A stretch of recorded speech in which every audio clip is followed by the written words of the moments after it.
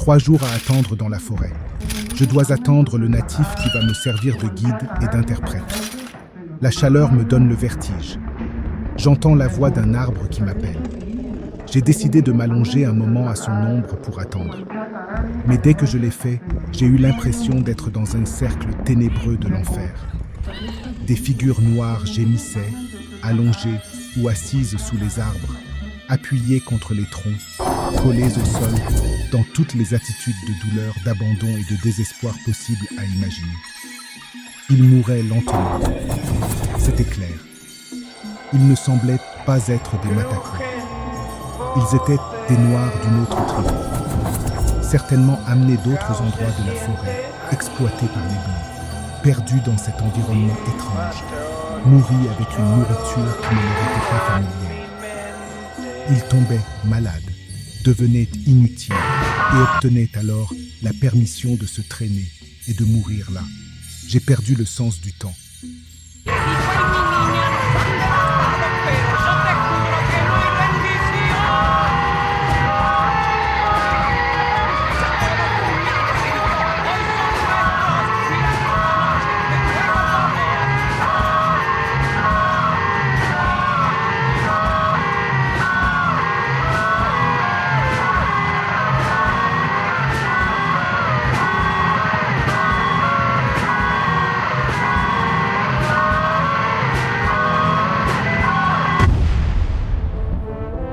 À un moment donné, je ne sais quand, le guide est arrivé.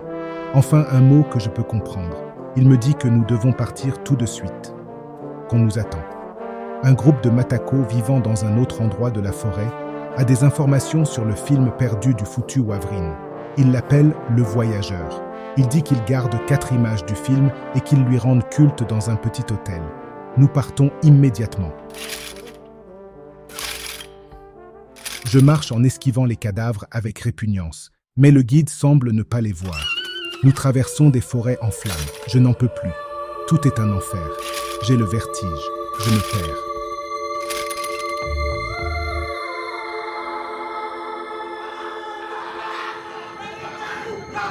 À l'aube, nous arrivons dans un village. Des militaires frappent brutalement les natifs. En nous voyant, ils ouvrent le feu sur nous sans hésitation.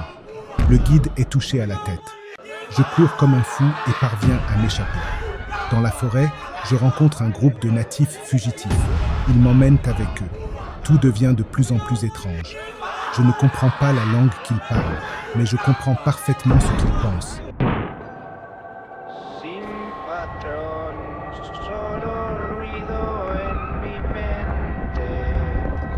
Merde, maintenant je suis complètement fou. Liana Sangas.